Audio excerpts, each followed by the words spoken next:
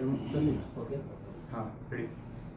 तुम्ही वसतिगृहाला भेट दिल्याच्या नंतर त्याचा इम्पॅक्ट पाहायला मिळाला, विद्यार्थ्यांना दिलासा मिळाला आहे, 5 कोटी मिळत आहेत, कुठेतरी एक फायदा झाला तुमच्या एका भेटीमुळे. महाराष्ट्रातल्या सर्वच वसतिगृहाला मला भेटी द्यायच्या आहेत. हा असा विभाग आहे, सामाजिक न्याय विभाग, की ज्यावर फक्त टीका केली जाते, त्याच्यामध्ये बदलाव होत नाही. म्हणून मी संभाजीनगरच्या वसतिगृहाला जेव्हा भेट दिली आणि त्यातलं पाहणी केल्यानंतर साहजिक आहे राग येणं, परंतु त्याच्यावर उपायसुद्धा करणं गरजेचं होतं. म्हणून मी आत्ता 5 कोटी रुपयाची प्रमा त्यांना दिलेली आहे. जवळपास मी 16 कोटी रुपये त्या ठिकाणी देतोय. सगळे वसतिगृह हे इतके चांगले असले पाहिजेत की विद्यार्थ्याला सुद्धा आपण एक चांगल्या ठिकाणी राहतो, त्याला अभ्यासामध्ये मन लागलं पाहिजे. उद्याचे जे काही त्यांना आपण भविष्याचे या भारताचे भाग्यविधाता समजतो, त्यांना जर अशी वागणूक मिळेल तर मला वाटतं ती योग्य नाही. म्हणून ही सुरुवात मी केली. आता पुढच्या आठवड्यापासून महाराष्ट्रातील प्रत्येक वसतिगृहाला भेट देण्याचा माझा मानस आहे. महाविकास आघाडीमध्ये समन्वयाचा अभाव आहे, त्यामुळे शरद पवार कुठेतरी नाराज आहेत. वरिष्ठांच्या बैठका होत नाहीयेत किंवा ज्या मोठ्या नेत्या म्हणून हालचाली व्हायला पाहिजे त्या होत नाहीयेत असं तुम्हाला वाटतं का? कारण सूत्रे म्हणतात की पवार नाराज आहेत. का वाटतं? नाही, महाविकास आघाडी ही टिकणारच नाही. तुम्ही पाहिलं या आमदारकीच्या निवडणुकीमध्ये सर्वांनी एकमेकाच्या विरोधात काम केलं, एकमेकाला पाडण्याचं काम केलं आणि आताही त्यांना एकमेकाबरोबर राहण्याची त्यांची मनापासून इच्छा नाही. म्हणून सर्वप्रथम उबाटाने सांगितलं की आम्ही स्वतंत्रपणे निवडणूक लढणार आहोत आणि शरद पवार सुद्धा त्यांच्याबरोबर जायला इच्छुक नाही. म्हणून आलबेल वगैरे काही नाही आहे. ते त्यांचं आता कोण कुणाबरोबर जाईल हे तुम्हाला एक महिनाभरात दिसेल. महाविकास आघाडीमध्ये वादाची ठिणगी पडली आहे, कारण वडट्टीवार आणि अमोल कोल्हे यांचं वक्तव्य जे आहे ते ठाकरेंच्या नगरसेवकांना आवडलेलं नाहीये. तर त्यांचं असं म्हणणं आहे की आमच्या वेळेला निवडणुकीच्या वेळेला जाणीवपूर्वक बैठका घेणं, उशिरा येणं, म्हणजे त्यामुळे निवडणुकीमध्ये फटका बसला. वारंवार मी सांगतोय तुम्हाला, हे नाही घेणार. आता उबाटा गटाचं महत्त्व आता संपलेलं आहे. त्यांना त्यांच्याबरोबर काम करण्याची इच्छा नाही आहे आणि त्यांना उबाटाला बरोबर घेतल्यामुळं त्यांच्या मताचं विभाजन झालंय. मतं जी काही पडायला पाहिजे ती मतं त्यांच्यापासून दूर चालली. म्हणून काँग्रेस असेल राष्ट्रवादी त्यांना बरोबर घेणारच नाही हे ठामपणे त्यांचं मत झालं असल्यामुळं उबाटाचे कार्यकर्ते अस्वस्थ आहेत. म्हणून त्यांनी एक अकेला चलोरची भूमिका घेतली असावी. ठाकरेंचे जे काही उर्वरित नगरसेवक आहेत ते नाराज आहेत, कारण त्यांना विश्वासात घेतलं जात नाही, त्यांना विचार काही गोष्टी केल्या जात नाही किंवा त्यांना काउंटच केलं जात नाही. त्यामुळे नाराजी आहे. मुंबईमध्ये फटका बसू शकतो का? आणि हे नाराजी नाट्य आहे ते पाहायला मिळतंय मुंबईच्या तोंडावर. उबाटा गटामध्ये हे अनेक वर्षापासून चालत आलेलं आहे. आता नगरसेवक नाराज आहे, महानगरपालिकेच्या निवडणुका आहेत म्हणून. आम्ही आमदारही नाराज त्याच्याचमुळं होतो ना. त्यांना कधी विचारायचं नाही, त्यांना कधी भेटायचं नाही, त्यांच्याबरोबर चांगला संवाद साधायचा नाही आणि त्यांच्या अडचणी समजून घ्यायचे नाही. हेच तर त्यांचं धोरण होतं. या धोरणामुळं आज पक्ष रसातळाला गेला आहे. बडबड करणारे रोज बडबड करतायत. पक्षाची भूमिका काय, पक्ष कोणत्या दिशेने जाईल याची काही शाश्वती त्यांना राहिली नाहीत. म्हणून हे जे काही सर्व नगरसेवक नाराज आहेत ते इतर ठिकाणी पर्याय शोधत आहेत. अनेक नगरसेवक हे आमच्या संपर्कात आलेत, आमच्याकडे प्रवेशही घेतलेला आहे. म्हणून महानगरपालिकेच्या निवडणुकीमध्ये शिवसेना आणि भाजप अत्यंत ताकदीने या निवडणुका लढणार आहे आणि जिंकणार आहे. कराड यांच्याकडे एक महत्वाचं पद होतं, ते म्हणजे लाडकी बहीण योजनेचं अध्यक्षपद होतं. जर कोणी चांगलं काम करतं त्याला एक शाबासकी म्हणून पदं दिली जातात.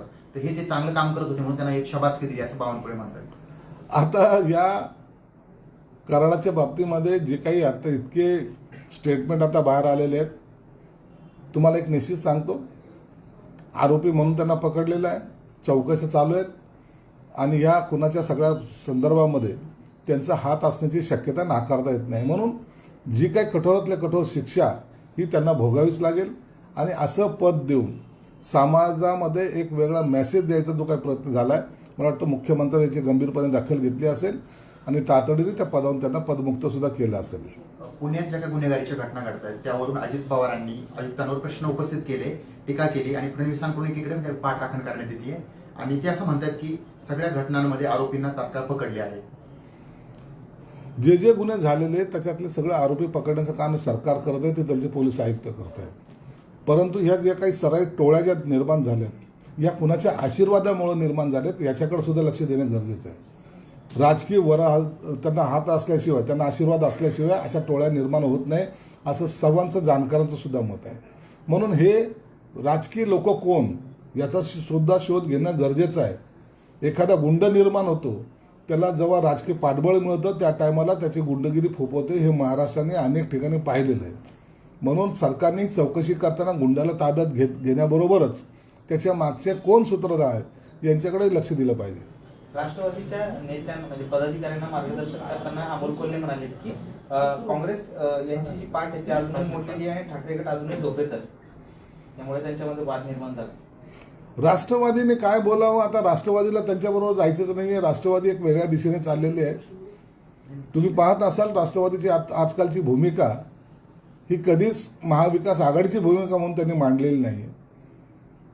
त्यांना आता यांच्याबरोबर राहणार नाहीत हे मी वारंवार सांगतोय तुम्हाला. या महिन्याभरामध्ये हे चित्र बदललेले असेल. राष्ट्रवादी कुठे असेल ह्या महिन्याभरातच तुम्हाला दिसून येईल. महाराष्ट्रात कायदा सुव्यवस्थेची थट्टा उडवली जाते. झिशान बाबा सिद्दीकी हत्या प्रकरणाच्या तपासावरून नाराजी व्यक्त केली आहे आणि हत्या प्रकरणात बिल्डर लॉबीची चौकशी का केली जात नाही अशी झिशानची मागणी आहे. सगळ्यांची चौकशी झाली पाहिजे. एकदा ही गुंडगिरी मोडून काढली पाहिजे. असा जर गुंडगिरीला जर कोणी जर सपोर्ट केला ना तर एक दिवस हेच गुंड तुमचे मारेकरी सुद्धा होऊ शकतात, हे लक्षात घेतलं पाहिजे. एकाचा खून झाला म्हणून ठीक आहे आपण वाचलो अशातला भाग नाही, तर हे गुंड भविष्यामध्ये तुमचाही खून करायला मागं पुढं पाहणार नाही.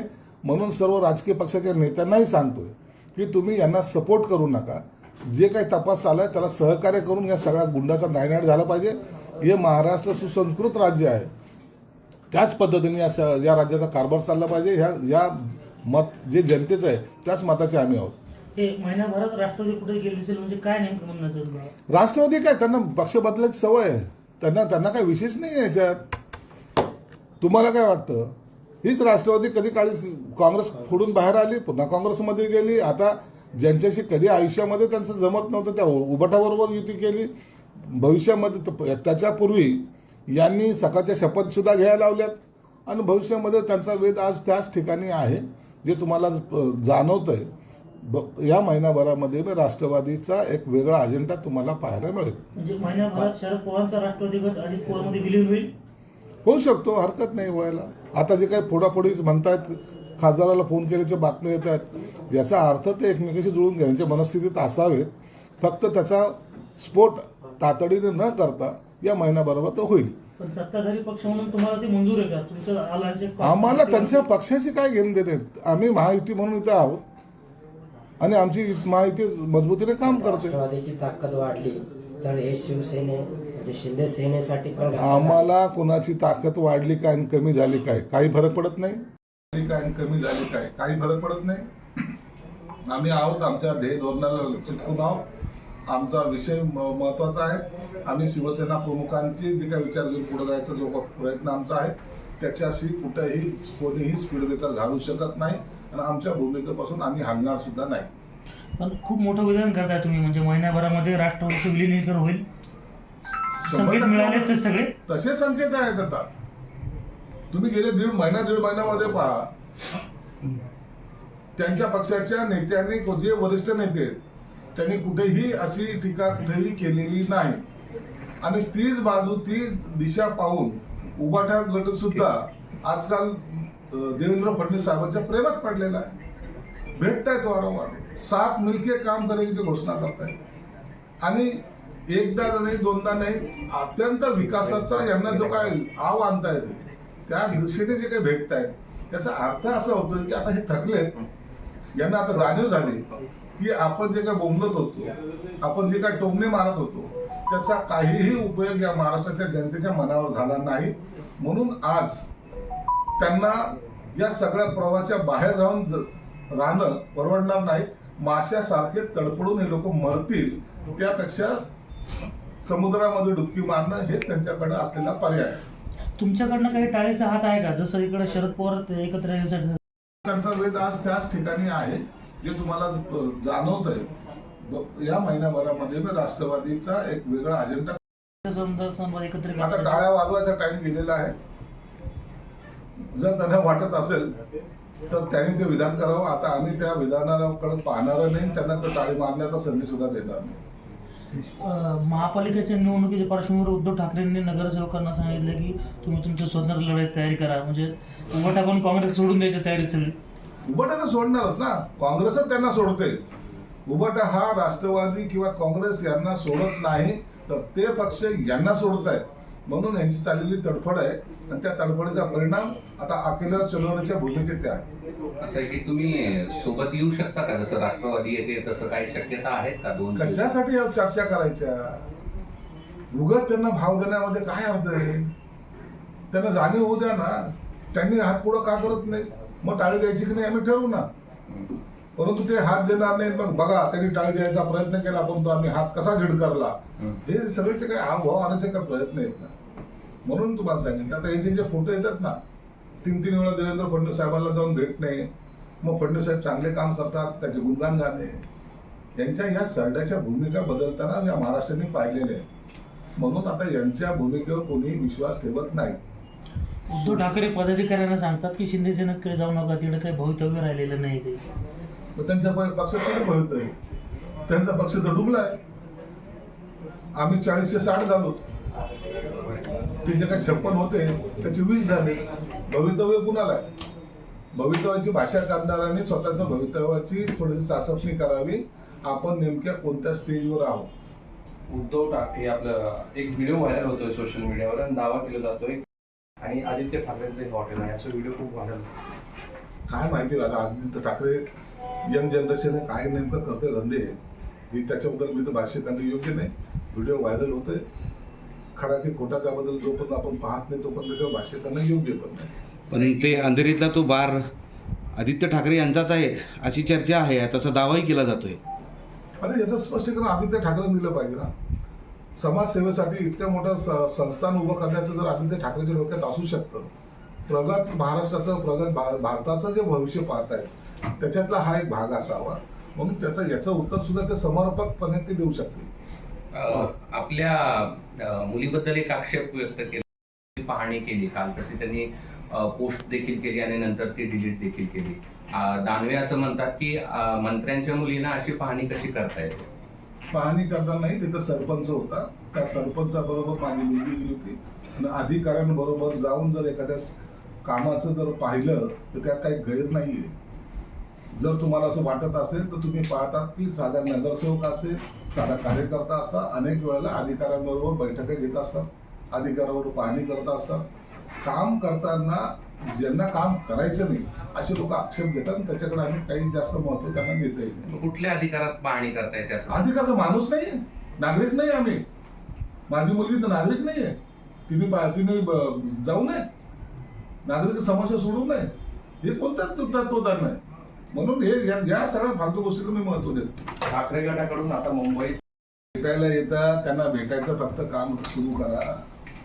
घरोघरी जाणं याच्यासाठी आपल्याला आणखी 10-20 वर्ष चालावं लागेल. हे 10-20 वर्षापेक्षा जो कार्यकर्ता येतो त्याला भेटा, प्रेमाने समजवा, त्याच्या असलेल्या अडचणी समजून घ्या, ते सोडवायचा प्रयत्न करा. हे शिवसेना प्रमुख करत होते. ती जरी भूमिका घेतली तर तुम्हाला दारोदार जायची, घरोघर जायची गरज पडणार नाही. विधानसभा निवडणुकीवरून विडेट्टीवार यांनी एक वक्तव्य केलं आहे की आम्ही सगळ्या ह्या जागा वाटपात वेळ घालवायचो, बैठक 11 वाजेची असायची ती 2 वाजता सुरू व्हायची आणि या सगळ्या गोंधळामुळे आम्हाला सगळा फटका बसला. ते सगळे सूर्यमुखीच आहेत ना. सकाळी उठायची सवय जसं म्हणत होती, इतरांना नावं ठेवत होते, त्यांना 2-2 वाजेपर्यंत टाइम मिळत नव्हता. पब्लिककडे काय मागणार आहे? पब्लिक जशी आमची नौकर आहे, मतदार आपला नौकर आहे, लोकसभेला कसे आमच्या मागं आले या आविर्भावात होते ते. मग तो आविर्भाव जनतेने सुद्धा त्यांना त्यांची जागा दाखवली. जनतेला जे आपल्याला मतदान करतात त्यांना तुम्ही अशा पद्धतीत जर वागवत असाल किंवा अशा पद्धतीने त्याला काउंट करत असाल तर ही ती जनता आहे. चांगल्या भल्या खाली उतरवलेलं आहे त्यांनी. भाजपनं औरंगाबाद छत्रपती संभाजीनगरच्या नगरसेवकाची मुंबईत बैठक झाली आणि सांगितलं की औरंगाबाद महापालिका भाजप स्वतंत्र निवडणूक लढवणार. तर तुमची काय तयारी त्या सगळ्याची? शहर अध्यक्षांनी पण तसा व्हिडिओ माध्यमांना नाही, आता भाजपने काय भूमिका घ्यावी हा त्यांचा प्रश्न आहे. आमची ठाम धारणा आहे की या महानगरपालिकेमध्ये असलेला एमआयएमचा प्रभाव किंवा असलेले एमआयएम व इतर पक्ष यांच्याशी लढायचं असेल तर शिवसेना भाजपच्या युती म्हणून लढलं पाहिजे. जर त्यांनी तशी भूमिका घेतली तर आम्हालाही आमच्या पद्धतीने वेगळा विचार करावा लागेल. आम्ही स्वतंत्र लढायला मोकळे आहे. विरोधकांकडून प्रश्न उपस्थित करण्यात येतोय की तुम्ही म्हटले होते की 2100 रुपये लाडक्या बहिणीला देण्यात येणार आहेत. निवडणुकीच्या तोंडावर बोलले, मात्र आता विसरले. नाही, विसरले वगैरे नाही. त्यासाठी योग्य ती तरतूद करण्याचा सरकारचा सगळा विचार आहे आणि मला वाटतं या बजेटमध्ये त्याचा उल्लेख सुद्धा होईल. येणाऱ्या बजेटमध्ये त्याचा उल्लेख सुद्धा होईल. राष्ट्रवादीतील काही पदाधिकाऱ्यांनी महत्त्वाची मागणी केली आहे. पक्षातील प्रमुख पदांमध्ये बदल करण्यात यावा ही मागणी केली आहे. तर दुसरीकडे जयंत पाटलांची प्रदेशाध्यक्ष पदावरून बदली करण्याची मागणी देखील त्यांनी केली आहे. यांनी प्रदेशाध्यक्ष बद्दल बोललेलं नाही. एका अर्थानं जयंत पाटलांची पक्षातून हकलपट्टी करावा असा संदेश त्या लोकांनी दिलेला आहे.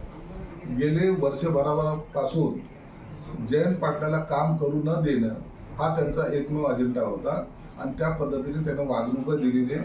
जयंत पाटील स्वतःच तिथे नाराज आहेत आणि मी मागेही सांगितलं की जयंत पाटील आता जास्त काळ त्या पक्षामध्ये राहणार नाही. जयंत पाटील यांनी कार्यकर्त्यांना जे रोहित पवार आणि त्यांचे जो चमू आहे त्यांना ते जयंत पाटलाला काढल्याशिवाय पर्याय नाही असं दिसून आलेलं आहे.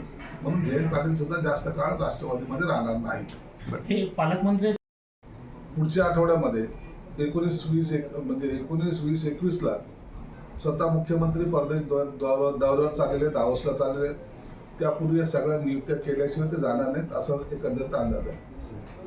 बरं, म्हणजे एक विशिष्ट समाजासंदर्भात ते बोलले, त्यामुळे आंदोलन, मोर्चे, नाराजी आणि अशांतता निर्माण होऊ शकते का? ते बघा, मला जरांगे पाटलांनी काय बोललंय ते त्यांचं स्वतःचं वक्तव्य आहे. त्याचे पडसाद काय उमटतील किंवा कोण काय केसेस करतील यावर भाष्य करणं मला उचित नाही. त्यांच्या दृष्टिकोनातून ते योग्य असेल तर त्यावर मी सुद्धा भाष्य काही करणार नाही. पुण्यामध्ये कोयता गँगची दहशत आहे, तशी दहशत कोल्हापूरमध्ये पाहायला मिळते. एका इंजिनियर विद्यार्थिनीला कोयत्यानं मारलं, त्यानंतर आपल्या इथे एक किडनॅपिंग करण्यात आली आहे. म्हणजे ह्या अशा गोष्टी ज्या आहेत त्या दिवसेंदिवस घडत आहेत. काही स्ट्रिक्ट ॲक्शन घेणं गरजेचं वाटतं का तुम्हाला? पोलिसांनी असे गुन्हेगार जे ना यांना रस्त्यावर फोडलं पाहिजे. लोकांमध्ये मॅसेज दिला पाहिजे. कायद्याच्या विरोधात जरी असलं, कायदा असं जरी तुम्हाला परमिशन देत नसला तशी अशा गुन्हेगाराच्या प्रवृत्तीचे जे लोक असतात त्यांना धाक बसवणं हे गरजेचं आहे. म्हणून या महाराष्ट्रामध्ये ही जी काही गुन्हेगारी प्रवृत्ती वाढत चालली की माझं काही वाकडं होणार नाही, त्याला आता पोलिसांनी जबर धाक निर्माण करण्याची गरज आहे. मला वाटतं देवेंद्र फडणवीस साहेब त्यावर पावलं उचलत आहेत. जितेंद्र आव्हाड कार्यकर्ते आहेत, त्यांनी बूथ कॅप्चरिंग करणे अशा प्रकारची कामं केली, तर निवडणुकी जिंकून आलेले आहेत असा आरोप केलाय, व्हिडिओ पोस्ट केले. ते आता सगळं चौकशीमध्ये सर्व दिसून येईल. आता सगळ्या गोष्टी ते एकाच केंद्रबिंदू मानून आपण त्याच्यावर बोलणं योग्य नाही. पोलिसांनी त्यांचं काम करून द्या. जेव्हा त्यांना कठोर शिक्षा होईल त्या टायमाला आपल्याला याच्याबद्दलचा तपास कसा झाला, काय झाला हे सगळं तुम्हाला दिसून येईल. आता तपासामध्ये विघ्न आणू नका असं मी सर्व राजकीय पुढाऱ्यांना विनंती करतो. एक टोरेस नावाची कंपनी आहे जिनं आमची हिरे विकत घ्या, पैसे गुंतवा आणि तुम्हाला नंतर पैसे दिले जातील अशी खेराखेरी चित्रपटासारखा एक कारनामा केला. नंतर ती कंपनी बंद झाली. मुंबईमध्ये बरेच लोक आहेत, त्यांचे पैसे अटकले, फसवणूक झाली. असे अनेक कंपन्या, बोगस कंपन्याचं रजिस्ट्रेशन इथं झालेलं आहे. लाखो कंपन्या आहेत जे अशा माध्यमातून लोकांकडे शेअर काढणे, लोकांना फसवणे, व्याजाचा दर वाढवून देणे आणि लोकही आपल्याला चांगल्या पद्धतीचं रिटर्न्स मिळत आहेत म्हणून फसतायत. तर ते अशा कंपन्याच्या लोकांना अटक होईल, कारवाई होईल, परंतु सर्वसामान्य माणूस त्याच्यामध्ये फार कर्जबाजारी होतोय हे त्यांनी सुद्धा लक्षात घेतलं पाहिजे आणि सरकार त्याची दखल घेऊन त्याच्यावर कारवाई करेल. मुंबईत प्रदूषण वाढलं आहे, त्याला रस्त्याची कामं म्हणा, विकास कामं म्हणा किंवा निवडणुकी दरम्यान जे काही फंड बाहेर आले त्यामुळे हे प्रदूषण वाढत चाललंय असं वाटतंय का? असं काही नसतं. तिथं कामाचा जो काही सपाटा चालू आहे, हायकोर्टाने सुद्धा काही ठिकाणी कामावर बॅन केलेलं आहे. महानगरपालिकेने सुद्धा नोटिसा काढलेल्या आहेत. जर प्रदूषणाचं नियम जर त्यांनी पाळले नाही तर ते काम सुद्धा, बांधकाम सुद्धा बंद करण्याचा इशारा त्यांनी दिलेला आहे. आहेत त्यात काही फेरविचार होऊ शकतो का किंवा किमती काही? सिडकोचे घरं महाग नाहीये. त्याच्यातला एकच फक्त खारघरची जी साईड आहे, खारघरची साईड म्हणजे उदाहरणार्थ बेलापूरचा जो असलेला रेट आहे किंवा नरिमान पॉईंटचा असलेला रेट, एवढी तफावत आहे त्याच्यात.